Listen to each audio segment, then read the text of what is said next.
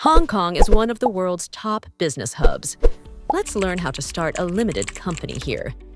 In Hong Kong, a limited company is called a private company limited by shares. It is the most common way to run a business here.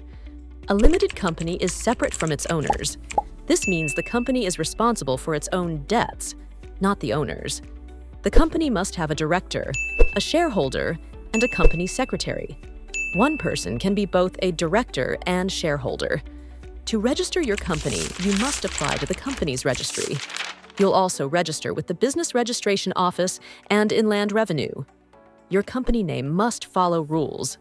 You can use English or Chinese, but no mixed characters or words that sound misleading. Every company must have a Hong Kong business address. This is where government letters will be sent. P.O. boxes are not allowed. You must keep a register showing who controls your company.